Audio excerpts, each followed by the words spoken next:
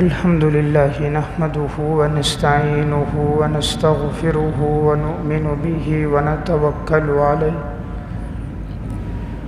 ونعوذ بالله من شرور أنفسنا ومن سيئات أعمالنا من يهده الله فلا مضل له ومن يضلله فلا هادي له وأشهد أن لا إله إلا الله وحده لا شريك له وأشهد أن محمدًا عبده ورسوله أما بعد فأعوذ بالله من الشيطان الرجيم بسم الله الرحمن الرحيم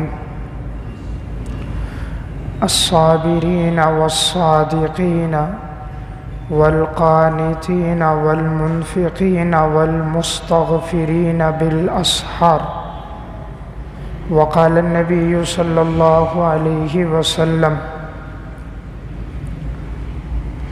عليكم بقيام الليل فإنه دأب الصالحين قبلكم وهو قربة إلى ربكم ومغفرة للسيئات ومنهاة للإثم وقال النبي صلى الله عليه وسلم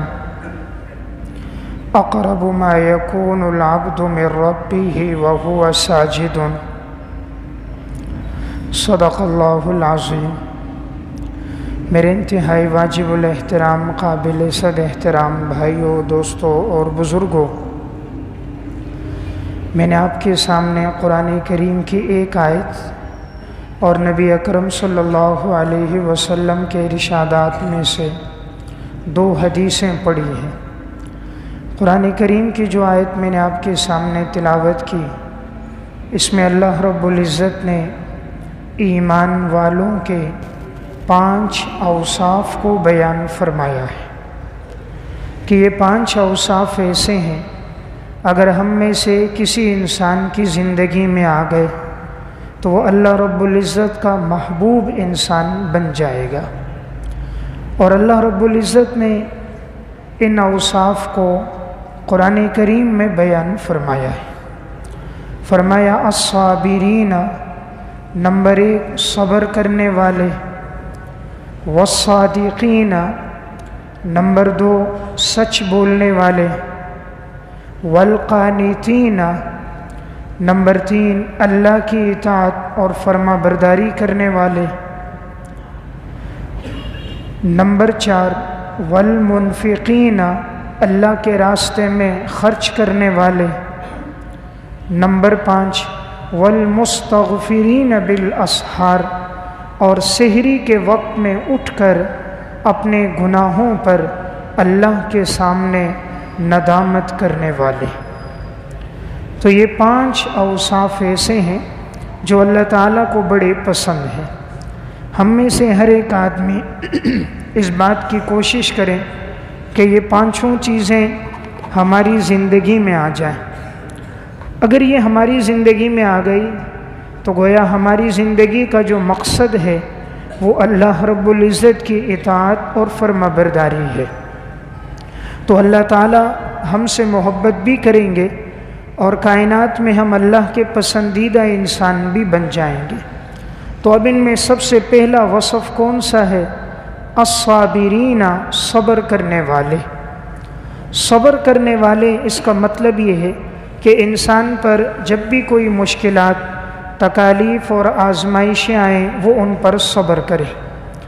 صبر کی 3 قسمیں ہیں۔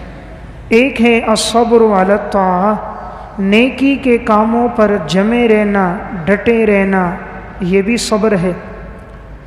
نمبر 2 الصبر عن المعصیہ، گناہوں کے کاموں سے اپنے آپ کو بچانا، یہ بھی صبر ہے۔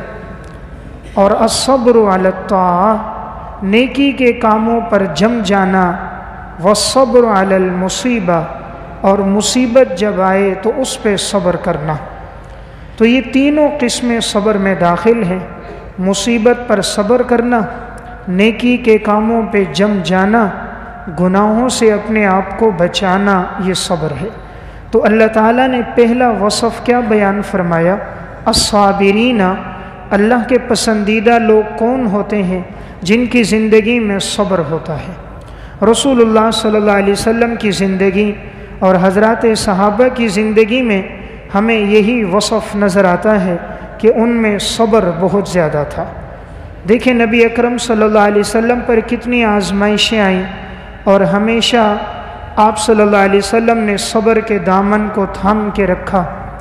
دنیا میں آئے نہیں، والد کا انتقال ہو گیا، 6 سال کی عمر کو پہنچے والدہ کا انتقال ہو گیا، 8 سال کی عمر کو پہنچے دادا عبد المطلب کا انتقال ہو گیا۔ آپ کی زندگی میں آپ کی 3 بیٹیوں کا انتقال ہو گیا، رقیہ، ام کلثوم اور زینب کا۔ آپ کی زندگی میں آپ کے 3 بیٹوں کا انتقال ہو گیا، ان میں ایک حضرت قاسم، ایک حضرت ابراہیم، ایک حضرت عبداللہ۔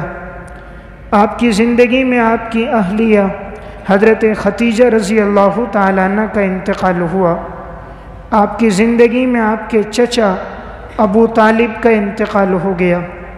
بدر میں 14 جنازے اٹھ گئے، احد میں 70 صحابہ کی شہادت ہو گئی، 2 دندانی مبارک بھی شہید ہوئے، طائف میں آپ کو پتھر بھی لگے، لیکن زندگی کے ہر موقع پر آپ نے صبر کیا، اور امت کو بھی یہی درس دیا کہ وہ ہمیشہ صبر کے دامن کو تھام کے رکھے۔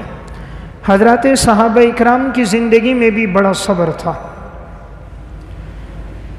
حضرت حمنہ بنت جہش رضی اللہ تعالی عنہ صحابیہ ہیں، غزوہ احد کا موقع ہے۔ اس واقعے کو امام ابن ہشام رحمۃ اللہ علیہ نے سیرت ابن ہشام میں، اور حافظ ابن کثیر رحمۃ اللہ علیہ نے السیرۃ النبویہ میں نقل کیا۔ غزوہ احد کے معرکے میں یہ صحابیہ زخمیوں کو پانی پلا رہی تھی۔ اس وقت تک پردے کے احکامات نہیں آئے تھے، تو 3 صحابیات، ایک حضرت عائشہ رضی اللہ تعالی عنہ، ایک حضرت ام سلیم رضی اللہ تعالی عنہ، اور ایک حضرت حمنہ بنت جہش رضی اللہ تعالی عنہ، زخمیوں کی مرہم پٹی کرنی، پانی پلانا، ضرورت کا سامان مہیا کرنا، اس میں یہ مسلمانوں کی مدد کر رہی تھی۔ اسی غزوہ احد میں حضرت حمنہ بنت جہش کو خبر پہنچی کہ آپ کے خالو حضرت حمزہ رضی اللہ تعالیٰ عنہ شہید کر دیے گئے، اور یہ بڑی بے دردی کے ساتھ شہید کیے گئے تھے۔ کان الگ کر دیے گئے، ناک الگ کر دیا گیا، جسم کے ٹکڑے کر دیے گئے، یہاں تک کہ ہندہ نے کلیجہ نکال کر بھی چبایا۔ تو بڑی بے دردی کے ساتھ ان کی شہادت ہوئی۔ جب یہ خبر حضرت حمنہ کو پہنچی کہ خالو شہید ہو گئے، انہوں نے صرف اتنا پڑھا، انا للہ و انا الیہ راجعون۔ تھوڑا وقت گزرا، پھر خبر پہنچی کہ تمہارے بھائی عبداللہ بن جہش رضی اللہ تعالیٰ عنہ بھی شہید ہو گئے۔ اس خاتون نے پھر پڑھا، انا للہ و انا الیہ راجعون۔ اب یہ اسی غزوے میں تھیں، اسی دوران ان کو پھر خبر پہنچی کہ آپ کے شوہر مصعب ابن عمیر رضی اللہ تعالیٰ عنہ بھی شہید ہو گئے۔ تو ان سے برداشت نہ ہوا، بے ساختہ ایک چیخ ان کے منہ سے نکل گئی۔ رسول اللہ صلی اللہ علیہ وسلم کو پتہ چلا، آپ نے فرمایا یہ خاتون صبر کرتی رہی، خالو کی شہادت کی خبر ملی تب بھی صبر کیا، بھائی کی شہادت کی خبر ملی تب بھی صبر کیا، لیکن خاوند کے ساتھ چونکہ رشتہ بیوی کا بڑا مضبوط ہوتا ہے، اور جب یہ خبر سنی تو برداشت نہ ہوا، ایک غیر اختیاری طور پر ایک چیخ نکل گئی۔ پھر یہ آپ صلی اللہ علیہ وسلم کے پاس گئیں، فرمایا یا رسول اللہ میرے شوہر کی بھی شہادت ہو گئی۔ انہیں اپنے بچوں کی فکر تھی، آپ صلی اللہ علیہ وسلم نے ان کے لیے دعا فرمائی۔ واقعہ سنانے کا مقصد کیا ہے کہ اس خاتون کا کتنا صبر و تحمل ہے کہ ایک دن میں 3 شہادتیں ہو گئیں، لیکن کوئی جزا فضا نہیں کیا، لباس نہیں پھاڑا، کپڑے نہیں پھاڑے، چیخ و پکار نہیں کیا، گریبان نہیں پھاڑا، ماتم نہیں کیا، آہو بکا نہیں کیا، آپ کے پاس گئی ہیں اور آپ سے دعاؤں کی درخواست کی۔ تو کتنی آزمائشیں آئیں حضرات صحابیات پر، لیکن ان کی زندگی میں یہ وصف تھا، الصابرین، صبر کرنے والے۔ تو ایمان والوں کا پہلا وصف کیا ہے؟ ان کی زندگی میں صبر ہوتا ہے۔ یہی غزوہ احد کا معرکہ ہے۔ یہ واقعہ السیرۃ الحلبیہ میں اور امام بیہقی رحمۃ اللہ علیہ نے دلائل النبوہ میں اور محمد بن یوسف صالحی نے سبل الہدی والرشاد میں نقل کیا۔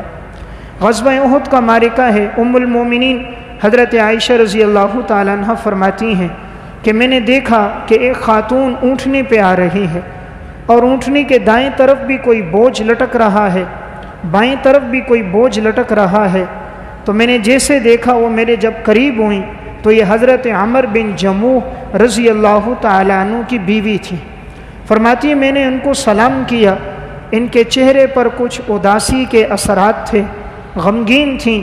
میں نے پوچھا کہاں سے آ رہی ہو اور یہ تمہارے دائیں بائیں جو بوجھ لٹک رہا ہے یہ کیا ہے؟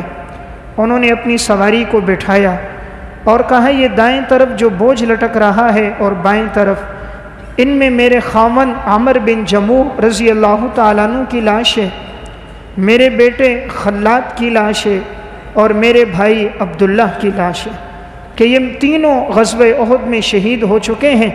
اب میں ان کو لے کر جا رہی ہوں تاکہ میں ان کو قریب میں اپنے گھر کے پاس جو ان کا آبائی قبرستان تھا وہاں ان کی تدفین کر سکوں۔ تو 3 شہادتیں ایک دن میں ہو گئی۔ اور کیا صبر و تحمل ہے اس عورت کا کہ تینوں جنازے لے کر یہ عورت جا رہی ہے، شوہر کا بھی جنازہ، بیٹے کا بھی جنازہ، بھائی کا بھی جنازہ۔ آج تو ہم پر تھوڑی سی مصیبت آ جائے، کاروبار میں ذرا نقصان ہو جائے، ہلکی سی بیماری آ جائے، اولاد پر پریشانی آ جائے، مال چوری ہو جائے، فوراً ہی انسان جزا فضا کرتا ہے اور رب العالمین سے گلے شکوے شروع کر دیتا ہے۔ کیا ایمان تھا صحابیات کا؟ ایک دن میں 3 جنازے اٹھ گئے، تینوں جنازوں کو لے کر آ رہی ہیں، لیکن زبان پر کوئی جزا فضا نہیں، کوئی چیخ و پکار نہیں، کوئی چلانا نہیں، کوئی کپڑوں کا پھاڑنا نہیں، کوئی آہو بکا کرنا نہیں، اللہ کے فیصلے پہ راضی رہنا۔ اللہ کو یہی لوگ پسند ہیں، الصابرین۔ تو ایمان والوں کا پہلا وصف کیا ہے کہ جن کی زندگی میں صبر ہوگا، وہ ہمیشہ صبر کرنے والے ہوں گے، ہر مصیبت کے اندر وہ اللہ کی طرف رجوع کریں گے۔ حضرت عروہ بن زبیر رحمہ اللہ بڑے اللہ والے بزرگ گزرے ہیں۔ ایک دفعہ یہ بیٹھے تھے، کسی نے آ کر ان کو خبر دے دی کہ آپ کا بیٹا اوپر چھت سے نیچے گرا ہے اور اس کا انتقال ہو گیا۔ عروہ ابن زبیر نے فرمایا الحمدللہ۔ کسی نے پوچھا حضرت آپ نے اس پر الحمدللہ پڑھا، پھر انا للہ و انا الیہ راجعون پڑھا، آخر یہ الحمدللہ کیوں پڑھا؟ اس پڑھنے کا موقع اور محل کیا ہے؟ تو انہوں نے آگے سے فرمایا اور یہ جملہ کہا کہ لقد ابقیت واحداً، اے اللہ آپ نے صرف ایک کو لیا ہے اور پوری جماعت کو آپ نے باقی رکھا۔ آپ نے ایک کو لیا، وَلَقَدْ أَبْقَيْتَ جَمَاعَةً، اور پوری جماعت کو آپ نے باقی رکھا۔ اس پر انہوں نے اللہ کی طرف رجوع کیا کہ اللہ چاہتا تو میرے ساروں بیٹوں کا انتقال ہو جاتا، سب بچیوں کا انتقال ہو جاتا، اہلیہ کا ہوتا، لیکن اللہ نے ایک لیا، باقیوں کو چھوڑ دیا۔ اس پر بھی اللہ کا شکر ہے اور میں اللہ کے فیصلے پہ راضی ہوں۔ تو ایمان والوں کی صفت اللہ نے کیا بیان کی؟ الصابرین۔ ان کی زندگی میں ہمیشہ صبر ہوتا ہے، حالات جیسے بھی آئیں، پریشانیاں تکلیفیں آئیں، لیکن ان کا تعلق اللہ سے ٹوٹتا نہیں ہے۔ دوسرا وصف ایمان والوں کا کیا ہے؟ والصادقین، ہمیشہ سچ بولنے والے، ہمیشہ سچ بولنے والے۔ اللہ کا پسندیدہ انسان کون ہے؟ فرمایا جس کی زبان پہ دوسرا وصف ہوگا سچائی، جھوٹ اس کی زبان پر نہیں آئے گا۔ اللہ رب العزت خود سچے، اللہ کا رسول سچا، صحابہ کی جماعت سچے لوگوں کی، تو اللہ کو پسند بھی وہ لوگ ہیں جن کی زبان پہ سچائی ہو۔ اس لیے اللہ تعالیٰ جھوٹے انسان کو پسند نہیں کرتا۔ جب انسان جھوٹ بولتا ہے، حدیث میں آتا ہے اس کی زبان سے گویا ایک بدبو ہوتی ہے، فرشتے اس سے دور ہو جاتے ہیں۔ اس لیے جھوٹے آدمی کے چہرے پہ رونق نہیں ہوتی، جھوٹے آدمی کے کاروبار میں برکت نہیں ہوتی، جھوٹے آدمی کی گفتگو کے اندر اللہ رب العزت چاشنی اور لذت نہیں رکھتا، اس میں لٹھاس نہیں ہوتی اور اس میں تاثیر نہیں ہوتی۔ جھوٹ کی مثال اس طرح ہے، بظاہر یہ میٹھا نظر آتا ہے، حقیقت میں اس کا نتیجہ بڑا کڑوا ہوتا ہے۔ سچائی حقیقت میں کڑوی نظر آتی ہے، لیکن ہمیشہ اس کا جو نتیجہ ہوتا ہے وہ بہت اچھا ہوتا ہے۔ تو ایمان والوں کا دوسرا وصف کیا ہے؟ ہمیشہ سچ بولنے والے۔ جو سچ پہ رہتا ہے اللہ کبھی نقصان نہیں کراتا۔ آج ہماری مارکیٹوں میں، معاشرت میں، کاروبار میں سچائی ختم ہو گئی۔ آج کا تاجر کہتا ہے جھوٹ نہ بولوں تو کاروبار کیسے چلے گا، جھوٹ نہ بولوں تو اولاد کو کھلاؤں گا کیسے، یہ اس کا اللہ کی ذات پر ایمان کمزور ہو گیا۔ یہ سچ پہ رہے گا اللہ اس کو کھلائے گا، اور تھوڑے ہوئے دیے میں اللہ برکت ڈال دے گا۔ احمد بن طریف رحمۃ اللہ علیہ بڑے اللہ والے بزرگ گزرے۔ انہوں نے ایک شخص کو کاروبار میں اپنے ساتھ شریک کیا تھا اور اسے بتایا تھا جب کوئی چیز فروخت کرو تو اس کی قیمت بتا دیا کرو، اور اگر اس چیز میں کوئی عیب ہو تب بھی بتا دیا کرو۔ ایک دفعہ ایسا ہوا کہ ان کے پاس ایک غیر مسلم آیا سامان خریدنے کے لیے، تو انہوں نے اس کو اصل قیمت نہ بتائی اور اس چیز کے اندر عیب تھا اس کی بھی وضاحت نہ کی اور اس کو فروخت کر دیا۔ وہ شخص وہ سامان لے کے چلا گیا۔ انہیں جب پتہ چلا، انہوں نے پوچھا وہ سامان کا؟ وہ تو میں نے فروخت کر دیا۔ کہا تم نے اس کو اصل قیمت بتائی؟ کہا نہیں۔ کہا عیب اور خامی بتائی؟ کہا وہ بھی نہیں بتائی۔ کہا جا کر اس کو تلاش کرو۔ کہا حضرت وہ تو غیر مسلم ہے۔ فرمایا غیر مسلم ہو یا مسلم ہو، اسلام نے ہمیں اس بات کا درس دیا ہے انسان جب بھی کوئی چیز بیچے اس میں عیب ہو تو اس کی وضاحت کر دے، جا کر اس کو تلاش کرو۔ یہ کہتے میں نے تلاش کیا، مجھے وہ نہ ملا، یہ واپس آ گئے۔ انہوں نے کہا تم نے صحیح تلاش نہیں کیا، میں خود جاتا ہوں۔ چنانچہ وہ سواری پر بیٹھے، لوگوں سے پوچھا وہ قافلہ کہاں سے آیا تھا اور وہ قافلہ کہاں گیا ہے۔ لوگوں نے نشاندہی کی تو یہ سواری پر گئے، تلاش کرتے کرتے آخر قافلے تک پہنچ گئے۔ انہوں نے کہا قافلے میں ایک شخص نے فلاں جگہ سے سامان لیا تھا تو میں وہ بتانے آیا ہوں اس سامان میں عیب ہے، کس نے خریدا؟ جس نے خریدا تھا اس تک پہنچے۔ پوچھا آپ کون ہو؟ کہا وہ شخص میرے ماتحت ہے لیکن غلطی ہوئی آپ کو عیب نہ بتا سکا، اس میں یہ عیب موجود ہے اور میں یہ آپ کو بتانے کے لیے آیا۔ کہا آپ نے اتنا سفر صرف اس لیے کیا؟ کہا جی اس لیے کیا۔ اس نے کہا جو دراہم میں نے دیے تھے کیا آپ کے پاس ہیں؟ کہا ہاں ہیں۔ کہا وہ دراہم مجھے لوٹا دو۔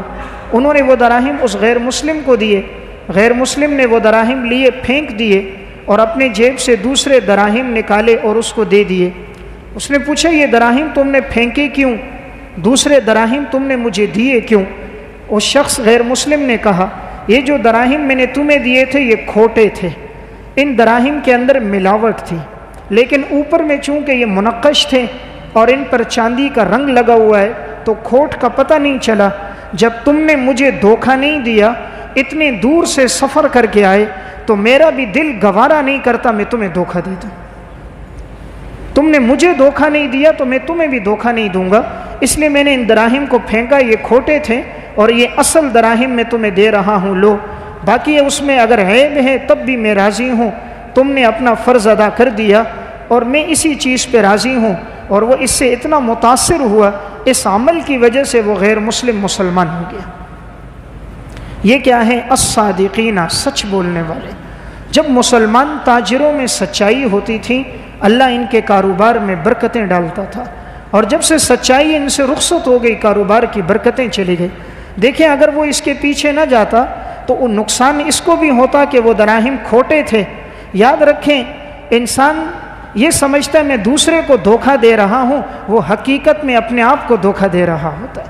وہ کسی کو دھوکہ نہیں دیتا، اپنے آپ کو دھوکہ دیتا ہے، کیونکہ دھوکے کا انجام اس کو ملتا ہے، دھوکے کی سزا اسے ملتی ہے، دھوکے سے ملنے والے مال میں اس کے لیے برکت نہیں ہوتی۔ ایک شخص دیہات سے کپاس لا کر بیچا کرتا تھا اور تاجر سے اس کے بدلے میں وہ چینی خرید لیا کرتا تھا۔ تو اب جب بھی یہ وہاں سے کپاس لاتا دیتا تو اس سے چینی لے لیتا۔ اب وہ چینی والا اس کو یہ چینی دے دیتا۔ ایک دن جب وہ کپاس لے کر وہاں سے آیا اور اس کو دی اور اس نے اس کو کپاس دے دی، وہ شخص چینی لے کر چلا گیا۔ یہ کپاس والا بعد میں جب کپاس کو تولنے لگا تو اسے وہ کم نظر آئی۔ اگلی دفعہ جب وہ آیا تو اس نے کہا میں تمہیں چینی دیتا ہوں اور تم مجھے کپاس کم دیتے ہو، دیکھو میں نے کپاس کو یہ تولا ہے اور یہ کم ہے۔ اس نے آگے سے کہا حضرت میں کم نہیں دیتا، ہمارا اور آپ کا معاہدہ ہوا تھا جتنی آپ مجھے کپاس دو گے اتنی میں آپ کو چینی دوں گا، میرے گھر میں کوئی اور تولنے کے لیے کوئی پتھر موجود نہیں ہے، آپ جو مجھے چینی دیتے ہو میں ایک طرف ترازو میں وہ رکھتا ہوں، دوسری طرف ترازو کے اندر میں کپاس رکھتا ہوں، جب دونوں برابر ہو جاتے ہیں تو میں وہ لا کر آپ کو دیتا ہوں۔ تو حقیقت میں وہ دینے والا دھوکہ نہیں دے رہا تھا، یہ تاجر چینی دیتے وقت کم دیتا تھا، یہ دھوکہ دیتا تھا۔ تو یہ دھوکہ دیتا تھا تو دھوکے میں اس کو کپاس بھی کم ملتی تھی، تو اس کو اپنے فعل پر ندامت ہوئی کہ واقعی حقیقت میں تمہیں کم دے رہا تھا، اس لیے مجھے بھی کم مل رہی تھی۔ تو انسان جب کسی کو دھوکہ دیتا ہے وہ سمجھتا ہے دوسرے کو پتہ نہیں چلا، لیکن دھوکے کا انجام لوٹ کر اسی کی طرف آتا ہے۔ تو ایمان والوں کا دوسرا وصف کیا ہے؟ الصادقین، ہمیشہ سچ بولنے والے ہیں۔ سچ بولنے والے تاجر پر اللہ فاقہ نہیں لاتا، اس کا رزق چلتا رہتا ہے، مہنگائی ہو، حالات جیسے ہوں، مسائل ہوں، پریشانیاں ہوں، سچے تاجر کی دکان پر ہمیشہ رش رہتی ہے۔ دھوکے اور فراڈی کے پاس چند لوگ آ جاتے ہیں، مستقبل میں وہ تاریک ہو جاتا ہے۔ محاسن اسلام ایک رسالہ چھپتا ہے، اس میں انہوں نے ایک واقعہ لکھا۔ ایک شخص تھا اور اس کا نام تھا محمد منیر۔ یہ شخص کام کیا کرتا تھا اور گاڑیوں کے ایئر کنڈیشن یہ ٹھیک کرتا تھا، لیکن یہ بڑا سچا آدمی تھا۔ ایئر کنڈیشن ٹھیک کرتے وقت جتنی خامی ہوتی اتنی بتاتا۔ بسا اوقات ایسا ہوتا کوئی گاڑی والا آتا اور یہ دیکھتا ہاتھوں ہاتھ بتا دیتا کام زیادہ نہیں ہے، ایک تار کو دوسرے کے ساتھ جوڑنا ہے، ایک ٹانکا لگانا ہے، اسی وقت لگا لیتا۔ کسی نے اس سے کہا کہ آپ یہ کہہ دیا کرو گاڑی یہاں روک دو، اس میں کام زیادہ ہے، پھر وہ چلا جائے۔ گھنٹے بعد اس کو بلا لو، ٹانکا لگا لو، 5-6 ہزار روپے لے لو، اسے تو نہیں پتہ ہوگا، اس کو بول دینا یہ خامی ہے، یہ خامی ہے۔ اس نے کہا میں اس کو تو دھوکہ دے دوں گا، لیکن رب العالمین تو دیکھ رہا ہے، اللہ کو تو دھوکہ نہیں دے سکتا۔ کہا اس کو تو دھوکہ دے دوں گا، یہ لکھنے والے کرام کاتبین لکھ رہے ہیں، یہ تو کبھی دھوکہ نہیں کھائیں گے، میرے عمل کو ٹھیک لکھیں گے۔ کہا میں سچائی پہ چلتا ہوں، اس لیے آپ دیکھو کتنی رش ہے میرے پاس۔ اس کے پاس اتنا کام ہوتا تھا، تمام مارکیٹ کے اندر سب سے زیادہ لوگ جس کے پاس آتے تھے اس شخص کے پاس دوسرے بیٹھے دیکھ رہے ہوتے تھے، اور اس کے پاس اتنا وقت نہیں ہوتا تھا کہ یہ ان گاڑیوں کے ایئر کنڈیشن کو چیک کر سکیں۔ 3 دن پہلے لوگ ان کے پاس آ کر ان سے ٹائم لیتے تھے۔ سچائی پہ چلنے والا تھا، گاڑیوں کی لائن لگی تھی، جھوٹے اور مکاروں کے پاس کوئی آتا ہی نہیں تھا۔ سچ پہ چل کر اللہ مستقبل میں رزق بڑھا دیتا ہے۔ جھوٹا آدمی وقتی تو کما لیتا ہے، مستقبل تاریک ہو جاتا ہے، اور اس دولت سے جو مال کمایا ہوتا ہے وہ امراض، بیماریاں، مصیبتیں، اولاد کی نافرمانیاں اور چوریوں کو ساتھ وہ مال لے کر آتا ہے۔ اور جو سچائی پر مبنی ہوتا ہے وہ سکون، اطمینان، اولاد کی اطاعت اور فرما برداری، نیک اعمال کرنے کی توفیق اور رات کی پرسکون نیند کو ساتھ لے کر آتا ہے۔ ہر چیز کا ایک ثمرہ اور بدلہ اللہ تعالیٰ نے رکھا ہے۔ اس لیے میں عرض کر رہا تھا دوسرا وصف سچ بولنے والا۔ آج ایمان کتنا کمزور ہے، جاتے ہیں سامان لینے کے لیے، 200 روپے کا سامان لیا اور اس سے کہتے ہیں 250 کی پرچی بناؤ۔ سامان 2500 روپے کا خریدتے ہیں، کہا پرچی 3000 روپے کی بنانا، وہاں سے 3000 روپے لیں گے۔ او بھائی تو نے اس کو تو دھوکہ دے دیا، اپنے اللہ کو تو دھوکہ نہیں دے سکتا۔ یاد رکھیں دھوکہ چھپتا نہیں ہے، 1 دفعہ 2 دفعہ 3 دفعہ پردہ ڈلتا ہے، پھر اللہ پردہ ایسا فاش کرتا ہے کہ پورے علاقے میں، پوری فیکٹری میں، تمام دوستوں میں اللہ اس کو رسوا اور ذلیل کر دیتا ہے۔ یہ اللہ کا قانون ہے، ڈھیل دیتا ہے اللہ نے تو فرعون کو ڈھیل دی، اللہ ہمیں اور آپ کو کیوں نہیں دے گا؟ لیکن اللہ کا ایک قانون ہے، جب یہ دھوکہ سامنے آتا ہے تو انسان ذلیل و رسوا ہوتا ہے۔ تو بہرحال دوسرا وصف سچائی ہے۔ آج ہماری تجارت میں سچائی کوئی نہیں، اس لیے برکت نہیں۔ رسول اللہ صلی اللہ علیہ وسلم نے فرمایا تھا جب 2 تاجر آپس میں ملیں اور یہ پوری بات کی وضاحت کریں، سچ بولیں، اللہ ان کے مال میں برکت ڈالے گا، اور جب یہ بات کو چھپاتے ہیں، سچ نہیں بولتے، اللہ تعالیٰ ان کے مال سے برکت کو اللہ ختم کر دیتا ہے۔ آج آپ چلے جائیں مکینکوں کے پاس، ایک مکینک کے پاس گاڑی لے کر جائیں، وہ آپ کو کہے گا چاہے موٹر سائیکل مکینک ہو، جنریٹر کا مکینک ہو، فریزر ٹھیک کرنے والا ہو، الیکٹرانک کا مکینک ہو، موبائل ٹھیک کرنے والا ہو، ایک کے پاس جاؤ کہے گا 400 روپے خرچہ، دوسرے کے پاس 600 روپے، تیسرا 1000 روپے، چوتھا 1500 روپے، حالانکہ چیز ایک ہے لیکن ہر ایک کا ریٹ الگ الگ ہے۔ آخر یہ اتنا ایمان مسلمان کا کیوں کمزور ہو گیا؟ وہ کیوں یہ سمجھتا ہے کہ دھوکے سے میرا گھر بنے گا اور کثرت کے ساتھ مجھے سکون ملے گا۔ اللہ نے کثرت میں سکون نہیں رکھا، دولت میں سکون ہوتا۔ دنیا میں سب سے زیادہ ترقی یافتہ ملک اس وقت اگر دیکھیں گے، سب سے زیادہ ترقی جو کر رہا ہے سوئٹزرلینڈ ہے، لیکن دیکھیں سب سے زیادہ خودکشیاں وہاں ہیں۔ جاپان سب سے زیادہ ترقی کر رہا ہے، سب سے زیادہ خودکشیاں وہاں ہیں، سب سے زیادہ پاگل خانے وہاں ہیں، ذہنی سکون وہاں نہیں ہے۔ غیر مسلم ممالک کے اندر اگر آپ نظر دوڑائیں، پاگل خانے آپ کو نظر آئیں گے، اولڈ ہوم کی کثرت ہوگی، بوڑھے ہو جاتے ہیں، پوچھنے والا کوئی نہیں، اپنا ہی بیٹا باپ کو چھوڑ کر آ جاتا ہے، پھر وہ زندگی کے آخری ایام ایڑیاں رگڑتے رگڑتے دروازے پہ نگاہ رکھتے ہیں کب یہ بیٹا اور بیٹی آئے گی۔ 25 دسمبر کرسمس ڈے آئے تو بیٹا ایک گلاب کا تحفہ لا کر باپ کو دے دیتا ہے، باقی پورا سال نہ باپ بیٹے کا چہرہ دیکھتا ہے، نہ لخت جگر کو باپ کا پتہ ہوتا ہے۔ جس تہذیب سے ایمان چلا جائے، جس معاشرے سے اللہ رسول کے احکامات رخصت ہو جائیں، اس معاشرے میں اطمینان اور سکون نہیں ہوتا۔ تو میں عرض کر رہا تھا، دھوکہ دہی بہت ہے، صداقت نہیں ہے، سچائی نہیں ہے، اس لیے کاروبار کی برکتیں جا چکی ہیں۔ آج سے 1 مہینہ قبل کی بات ہے، موٹر سائیکل پنچر ہو گیا، یہاں ایک ساتھی تھا، میں نے اس سے کہا پنچر لگوا کے لے آؤ۔ وہ پنچر لگانے کے لیے چلا گیا، پنچر لگا کے آیا اور مجھ سے کہنے لگا مفتی صاحب ٹیوب بھی ٹھیک نہیں تھی، انہوں نے کہا ٹیوب بھی تبدیل کرنی ہے، ٹائر بھی صحیح نہیں ہے، ٹائر بھی بدلنا ہے۔ تو ٹائر بھی اس سے بدلوا دیا، ٹیوب بھی اس سے انہوں نے بدلوا دی اور اس سے انہوں نے پیسے بھی اس کے لے لیے۔ کہا ہم آپ کو اس کی جگہ دوسرا ٹائر دیتے ہیں جو اچھا ہے۔ 700 روپے ٹائر کے لے لیے، 270 روپے ٹیوب کے لے لیے۔ جب وہ آیا مجھے کہا میں نے اس کو پیسے تو دے دیے۔ اگلے دن مدرسے جا رہا تھا، جاتے وقت ٹائر پھر پنچر ہوا، آتے وقت پھر ٹائر پنچر ہوا۔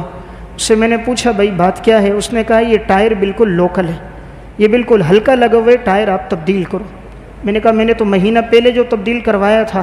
اس نے کہا یہ جس نے آپ کو ابھی لگا کے دیا وہ ٹھیک نہیں۔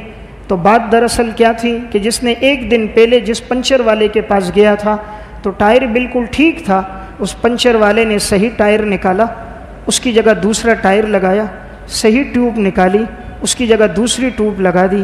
یہ آج کے مسلمان کا ایمان ہے، یعنی جس کا جتنا بس چلتا ہے وہ دھوکہ دے رہا ہے۔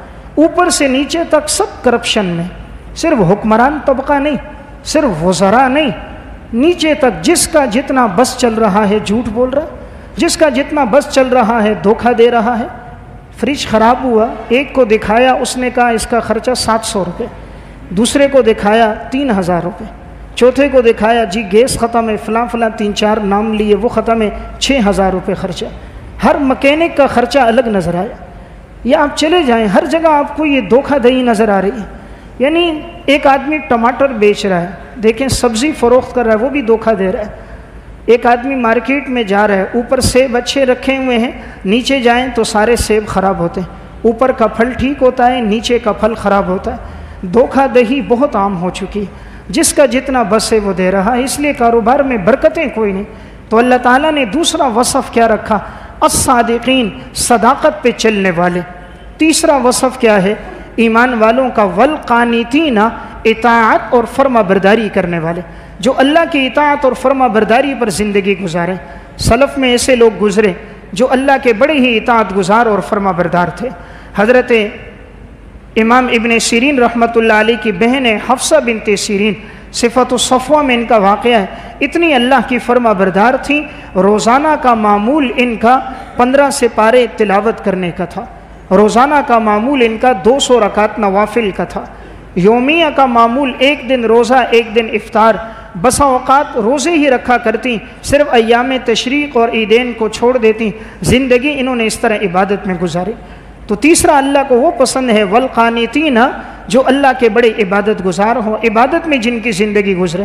عبادت والے کو اللہ بڑا پسند کرتا ہے، اور اللہ تعالیٰ پھر بغیر مانگے اس کو دیتا ہے، اس کی زبان پر آتا نہیں اور اللہ رب العزت اسے عطا فرما دیتا ہے۔ تو پیچھے ذریعہ کیا نظر آتا ہے؟ اس کی اطاعت اور اس کی فرما برداری۔ چوتھا وصف اللہ کو کیا پسند ہے؟ والمنفقین، اللہ کے راستے میں خرچ کرنے والے۔ نمبر 4، اللہ کے راستے میں خرچ کرنے والے۔ جو تاجر اللہ کے راستے میں نکالتا ہے اللہ اس کو خوب برکت ڈالتا ہے۔ میں نے پچھلے سال ایک دفعہ بیان کے دوران بات کہی کہ 10% اپنے نفع میں اللہ کے نام پر دیں۔ یہاں ایک شخص آتا ہے بیان میں، تو مجھے کہنے لگا مفتی صاحب میں نے اس دن کے بعد ارادہ کیا جو نفع ہوگا 10% دوں گا. کہا میں نے 2 لاکھ روپے سے کاروبار شروع کیا تھا اور اب میرا کاروبار 30 لاکھ روپے پر آ چکا ہے، اور میں نے یہ اپنے اوپر عہد کیا تھا کہ میں 10% نفع اللہ کے راستے میں دوں گا. کہا دن بدن اللہ تعالیٰ مجھے ترقی دے رہا ہے اور مال کا نقصان نہیں ہوا. 2% تو اللہ نے رکھا ہے، وہ تو اللہ نے ہم پر فرض کی ہے زکوٰۃ، ہم اللہ کے نام پر اس سے بڑھ کر دیں. ایک عہد کریں اللہ جو مال دے گا 10% یا اللہ تیرے نام پہ دیں گے. اور جو اللہ کے ساتھ کاروبار کرتا ہے، رب کے نام پہ دیتا ہے، پھر اللہ اسے دگنا کر کے واپس کرتا ہے. وہ تو اللہ کا وعدہ ہے، من ذا الذی یقرض اللہ قرضا حسنا فیضاعفہ لو اضعافا کثیرا.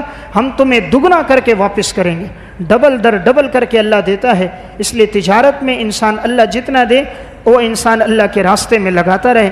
ایسے آدمی سے اللہ بڑا خوش ہوتا ہے. حضرات سلف کی زندگی کیسی گزری ہے. بسا اوقات انسان کسی بیماری اور تکلیف میں ہوتا ہے لیکن اس کا یہ صدقہ اللہ کو پسند آتا ہے، اللہ بیماری کو دور کر دیتا ہے.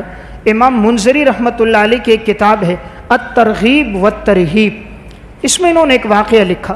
عبداللہ ابن مبارک رحمۃ اللہ علیہ کے پاس ایک شخص آیا، کہا حضرت ایک عرصہ دراز ہو گیا میرے گھٹنے میں زخم ہے اور یہ زخم ٹھیک نہیں ہو رہا، ہمیشہ اس سے خون رستا ہے، کبھی پیپ رستی ہے، میں نے بہت علاج کروایا لیکن میرا یہ زخم ٹھیک نہیں ہوا، آپ دم کیجئے، کوئی وظیفہ دیجئے، میرا یہ زخم ٹھیک ہو جائے.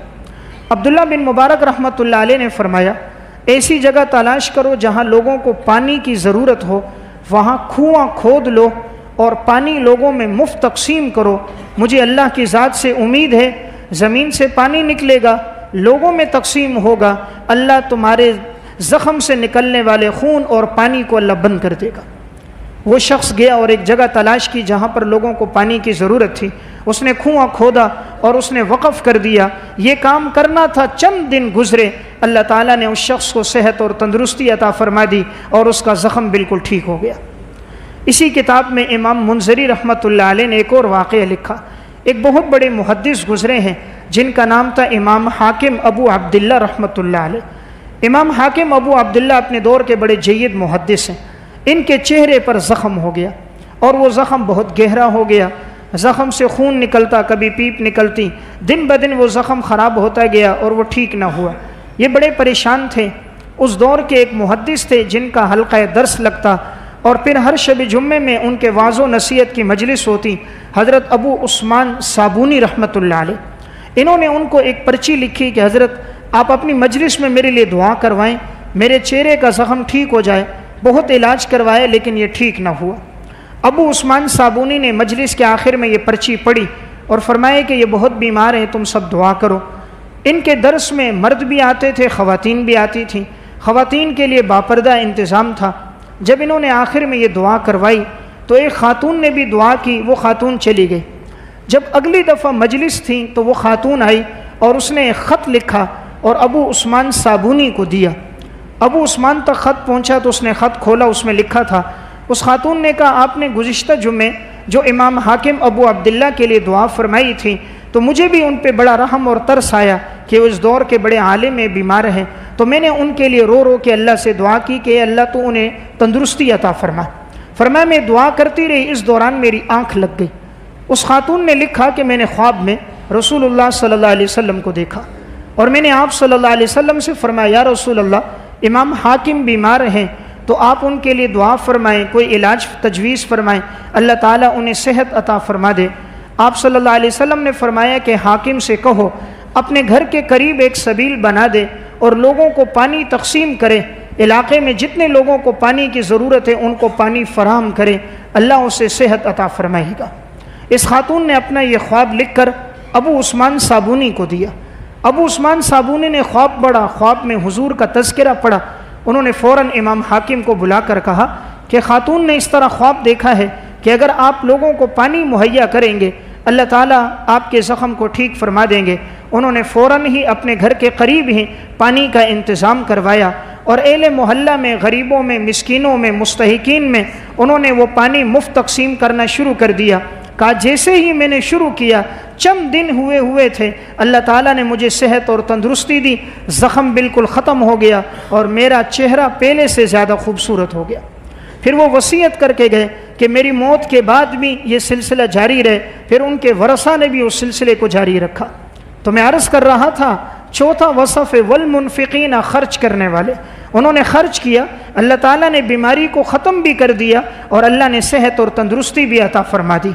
حضرت عبداللہ ابن مبارک رحمۃ اللہ علیہ کیسے خرچ کرنے والے لوگوں میں سے تھے، ان کا واقعہ علامہ ابن جوزی رحمۃ اللہ علیہ نے صفت الصفوہ میں لکھا ہے۔ فرمانے لگے جب لوگ حج کے لیے جاتے تو سب کی خواہش ہوتی عبداللہ بن مبارک کے ساتھ جائیں، چونکہ یہ اپنے دور کے بہت بڑے محدث تھے اور بڑے ہی اپنے دور کے فقیہ تھے، مجاہد تھے، 1 سال جہاد میں جاتے، 1 سال حج میں جاتے، ساری زندگی ان کی عبادت اور ریاضت میں گزری، ہر ایک کی خواہش ہوتی ان کی صحبت ملے۔ تو جتنے لوگ ان کے ساتھ جانے لگتے یہ سب کو جمع کر دیتے، جب وہ سب آتے تو ان کی ایک دعوت کرتے، کھانا کھلاتے، پھر کہتے جس کے پاس جو دراہم دینار ہیں وہ اپنی تھیلی میں ڈال دے اور اپنی تھیلی کے اوپر ایک علامت اور نشانی لگا دے۔ تمام لوگ اپنے دراہم دینار تھیلیوں میں ڈالتے اور اس پر نشانی لگا دیتے۔ عبداللہ بن مبارک سب کی وہ تھیلیاں لے کر اور ایک محفوظ جگہ پہ ان سب کو رکھ دیتا، رکھنے کے بعد پھر تمام لوگوں کو لے کر چلتا حاجیوں کو بغداد کے بازار میں، کہتا جس کو کپڑے خریدنے ہیں، راستے میں ضرورت کا سامان خریدنا ہے، کھانے پینے کی اشیاء لینی ہے، سب خریدو۔ جتنے لوگ خریدتے ساری رقم ادا کر دیتے۔ پھر جب یہ قافلہ پہنچتا مدینہ اور مکہ، تو جب یہ مکہ پہنچتے اور حج کے احکامات سے فراغت ہو جاتی، ہر ایک سے کہتے تمہارے گھر والوں نے جو کہا ہے، جو جو چیزیں خریدنے کا تم سب وہ چیزیں خریدو۔ سارے جاتے اپنی اپنی مرضی کے اشیاء خریدتے، عبداللہ بن مبارک سب کی رقم ادا کرتے۔ پھر جب مدینہ پہنچتے پھر کہتے جس کو جن کے گھر والوں نے جس چیز کی فرمائش کی ہے وہ لے لو، تمام لوگ اپنی مرضی کی اشیاء لیتے، عبداللہ بن مبارک سب کی رقم ادا کر دیتے۔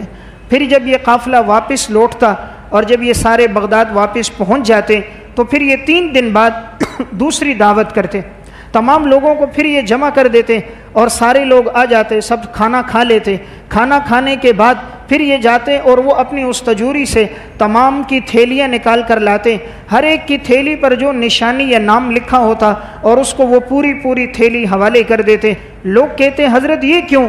فرمایا کہ تم اللہ کے راستے میں نکلے تھے، حج کے سفر میں گئے تھے، تو میں نے نیت یہ کی تھی تمہارا جتنا خرچہ ہوگا آنے کا، جتنا ہوگا جانے کا، راستے کے کھانے کا، سواریوں کا، وہاں کی خرید و فروخت کا، وہ سب میری طرف سے ہوگا۔ تو تمام کے پیسے ان کو واپس لوٹا دیے، دعوت کی، دعا کی اور رخصت کر دیا۔ یہ تھے والمنفقین، اللہ کے راستے میں خرچ کرنے والے۔